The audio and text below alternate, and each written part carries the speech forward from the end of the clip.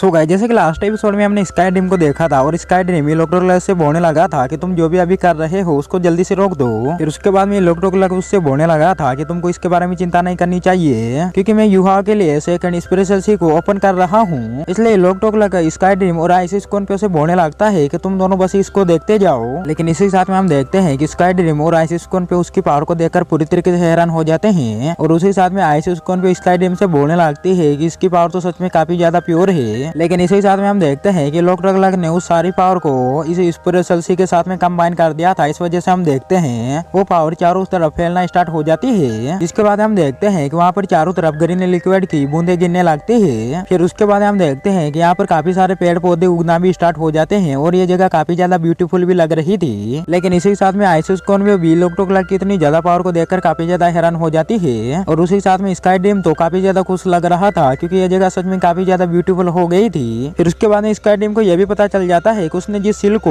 बनाया था वो भी पूरी तरीके से एक्टिवेट हो गया है और उसी साथ में इलेक्ट्रोक्लक उन दोनों से बोलने लगता है कि अब मैं तुम दोनों के साथ में कम्पीट नहीं करने वाला हूँ। और उसी साथ में हम इलेक्ट्रोक्लक को देखते हैं और उसने अपनी पावर को भी एक्टिवेट कर लिया था। लेकिन इसी साथ में हम देखते हैं कि इलेक्ट्रोक्लक अपनी पावर का यूज करने लगता है और वहाँ पर एक पोर्टल को एक्टिवेट कर देता है और वो आइसिस स्कॉर्पियो और स्काई ड्रीम से बोलने लगता है कि चलो हम भी वहाँ पर चलते हैं। उसके बाद हम आइसिस स्कॉर्पियो और स्काई ड्रीम को देखते हैं और वो दोनों भी उसके पीछे पीछे जाने लगते हैं। लेकिन उसके बाद हम देखते हैं कि इलेक्ट्रोक्लक कोई दूसरी दुनिया में आ गया था और वहाँ पर पोर्टल एक्टिवेट होती है। लेकिन इसी साथ में इलेक्ट्रोक्लक बोलने लगता है कि मेरे फाउंडेशन में कोई भी कण नहीं है इसलिए ये कभी भी डिस्ट्रॉय हो सकती है। उसके बाद हम देखते हैं कि इस तरीके से इलेक्ट्रोक्लक की बॉडी भी क्रिएट हो रही थी। लेकिन इसी साथ में इलेक्ट्रोक्लक बोलने लगता है कि जब मैं गोल्डन ट्री के टेरिटरी को कंप्लीट कर देता हूँ तो बहुत आसानी से कंबाइन हो जाते हैं। उसके बाद हम इलेक्ट्रोक्लक को देखते हैं और इलेक्ट्रोक्लक अपने ह्यूमन फॉर्म में आ जाता है और इलेक्ट्रोक्लक बिल्कुल तांगसेंग की तरह लग रहा था। लेकिन दूसरी तरफ हम स्काई ड्रीम और आइसिस स्कॉर्पियो को देखते हैं और वो दोनों भी उसके ह्यूमन फॉर्म को देखकर काफी ज्यादा हैरान हो जाते हैं। फिर उसके बाद हम इलेक्ट्रोक्लक को देखते हैं और वो युवाओं को अपने स्पेशल रेलम में लाना चाहता था इसलिए वो युवाओं से बोलने लगता है कि तुमको इसके बारे में चिंता नहीं करना। जिसके बाद हम इलेक्ट्रोक्लक को देखते हैं और वो अपनी पावर का यूज करके युवाओं को तुरंत अपने स्पेशल रेलम में लेकर आ जाता है। लेकिन उसके बाद हम युवाओं को देखते हैं और युवा भी इलेक्ट्रोक्लक की ह्यूमन फॉर्म को देखकर काफी ज्यादा हैरान हो जाता है क्योंकि वो बिल्कुल तांगसेंग की तरह लग रहा था। फिर उसके बाद में युवा इलेक्ट्रोक्लक से पूछने लगता है कि असल में ये चीज है क्या। उसके बाद में इलेक्ट्रोक्लक युवा से बोलने लगता है कि ये लाइफ गोल्ड का फोर्स है और लाइफ गोल्ड एक बहुत बड़ी फोर्स है। फिर उसके बाद में इलेक्ट्रोक्लक युवा से बोलने लगता है कि मैंने इसको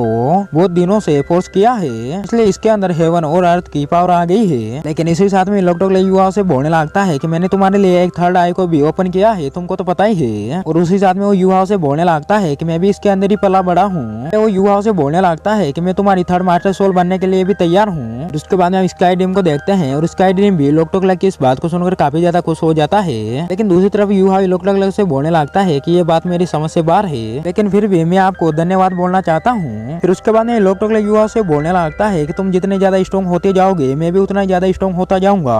और उसी साथ में इलेक्ट्रोक्लक युवा से बोलने लगता है कि जल्दी से गोल्डन ट्री में चलते हैं और मैं भी तुम्हारे साथ में कंबाइन हो जाता हूँ। और उसी साथ में इलेक्ट्रोक्लक युवा से बोलने लगता है कि तुम अपने फ्यूचर के बारे में अच्छे से सोच लेना। लेकिन दूसरी तरफ सरेक एकेडमी का सीन देखते हैं जहाँ पर जियान बे को तांग्या का एक लेटर देती है। उसके बाद हम बे को देखते हैं और बे जैसे उस लेटर को पढ़ता है तो काफी ज्यादा हैरान हो जाता है और काफी ज्यादा टेंशन में भी आने लगता है। और उस लेटर में तांग्या ने बे को श्रेक डेविल बनने का कांग्रेचुलेशन भी बोला था और उसी साथ में लाइफ टाइम तक उसको अलविदा भी बोल दिया था। और उसी साथ में तांग्या ने उस लेटर में ये भी लिखा था कि तुमने अपने फ्यूचर को खोज लिया है इसलिए मैं भी अपने फ्यूचर को खोजने के लिए जा रही हूँ। लेकिन फिर भी तांग्या ये चाहती थी कि बे और मैं मिलकर एक बार फिर से तांगसेट को करेक्ट करेंगे। लेकिन दूसरी तरफ हम बे को देखते हैं और बे भी तांग्या से अलग हो गया था। इस वजह से हम देखते हैं कि वो काफी ज्यादा इमोशनल भी हो जाता है क्योंकि बे ने कभी भी नहीं सोचा था कि उसको तांग्या से भी अलग होना होगा। लेकिन दूसरी तरफ हम सनमून कॉन्टिनेंट का सीन देखते हैं जहाँ पर हम होमचन को देखते हैं और होमचन अपने पूरे टीम मेंबर के साथ में अपने फादर के पास में आ गया था यानी कि अपने ग्रैंड फादर के पास में आ गया था। फिर उसके बाद में होमचन की सिस्टर उनसे बोलने लगती है कि मैंने आपको काफी ज्यादा मिस किया था। लेकिन दूसरी तरफ हम होमचन को देखते हैं और होमचन काफी ज्यादा उदास होने लगता है इसलिए उनके ग्रैंड फादर उन दोनों से बोलने लगते हैं कि तुमको उदास नहीं होना चाहिए। दूसरी तरफ हम मास्टर माँ को देखते हैं और मास्टर माँ उदास होते हुए उन सभी को कंपटीशन के बारे में भी बता देते हैं और उसी साथ में वो बोलने लगते हैं कि हम इस बार भी सेकंड नंबर पे आए हैं। लेकिन उसके बाद में मीका और होमचन के ग्रैंड फादर उनसे बोलने लगते हैं कि आपको इसके बारे में चिंता नहीं करनी चाहिए क्योंकि इसमें तो हार जीत तो होती रहती है। फिर उसके बाद में वो बोलने लगते हैं कि मेरे को पता है कि श्रेक एकेडमी हजारों सालों से इस मैच को जीत रहा है लेकिन अब इसको भी हराने का टाइम आ गया है और अगर ऐसे ही चलता रहा तो हमारी सनमून एकेडमी तो बहुत ही बुरी तरीके से तबाह हो जाएगी। लेकिन दूसरी तरफ मास्टर माउन से बोलने लगते हैं कि हमको काफी ज्यादा कीमती चीज मिली है। इसके बाद हम देखते हैं कि मास्टर माउन को 1 लाख साल पुराने सोल बीस्ट को दिखाते हैं। उसके बाद हम देखते हैं कि मीका और होमचन के ग्रैंडफादर भी इस चीज से काफी ज्यादा खुश हो जाते हैं। लेकिन दूसरी तरफ हम यूहाओ और वांडोंग और शिया को देखते हैं और वो तीनों भी अभी तक प्रैक्टिस कर रहे थे और उन सभी को काफी ज्यादा टाइम भी हो गया था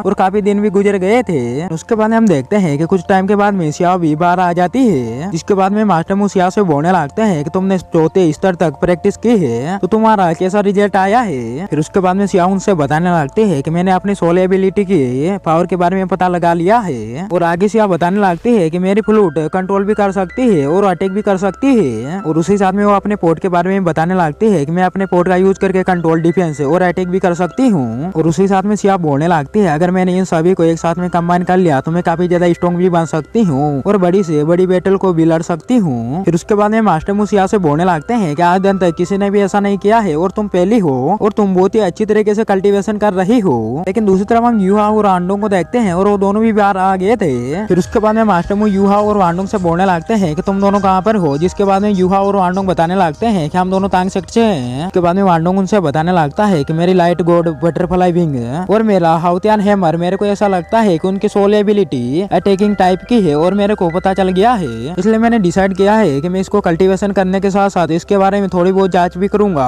मैं इसके बारे में ज्यादा से ज्यादा पता लगा सकूं कि इसकी अटैकिंग पावर को ज्यादा से ज्यादा कैसे बढ़ाई जाए। फिर दूसरी तरफ यूहा भी बोलने लगता है कि मैं अपनी स्पेशल आई और अपने आइसिस स्कॉर्पियो सोल एबिलिटी को एक साथ में कंबाइन करना चाहता हूँ और मैं इसको कंबाइन करने में कामयाब हो गया तो मेरे को ऐसा लगता है कि मेरी सोल एबिलिटी काफी ज्यादा बढ़ जाएगी और मैं अटैक भी बहुत ही खतरनाक तरीके से कर पाऊंगा। फिर उसके बाद में मास्टर मु यूहा से बोलने लगता है कि तुमने बिल्कुल सही बोला है और तुमने बिल्कुल सही रास्ते को चुना है। फिर उसके बाद हम देखते हैं कि मास्टर मु उन तीनों को एक एक सोल बोन दे देते हैं जिसमें आइसिस स्कॉर्पियो वाला लेफ्ट वाला सोल बोन यूहाओ को मिलता है और 10,000 साल पुराना लाइट वाला सोल बोन शिया को दिया जाता है। और उसी साथ में वो शिया से बोलने लगते हैं कि ये तुम्हारे फ्लूट के साथ में काफी अच्छे से कंबाइन हो जाएगा। और तीसरा सोल बोन वांडोंग को दिया जाता है जो कि डिमन बिट राइट का था।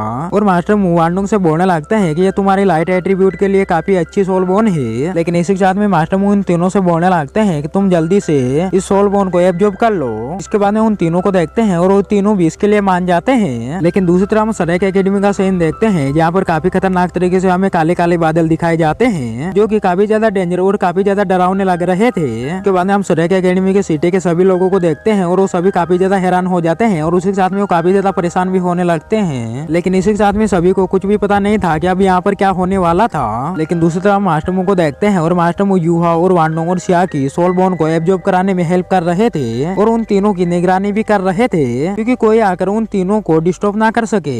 लेकिन हम मास्टर मु को देखते हैं और मास्टर मु भी उन सभी काले बादल को देख लेते हैं। लेकिन हम देखते हैं कि उनको इस बात से कोई भी फर्क नहीं पड़ता है। लेकिन इसी के साथ में हम देखते हैं उन काले बादलों में से काफी खतरनाक तरीके से आवाज आने लगती है और वो बोलने लगते हैं कि तुम जल्दी से बाहर आओ। और ये ब्लैक शैडो यूहाओ को लेने के लिए आई थी। तो क्या आपको लगता है कि ये ब्लैक शैडो यूहाओ को ले जा पाएगी? कमेंट में जरूर से बताना। अगर वीडियो पसंद आए तो वीडियो को लाइक और चैनल को सब्सक्राइब करके बेल आइकन कॉल पे प्रेस जरूर से कर देना। मिलते हैं नेक्स्ट एपिसोड में।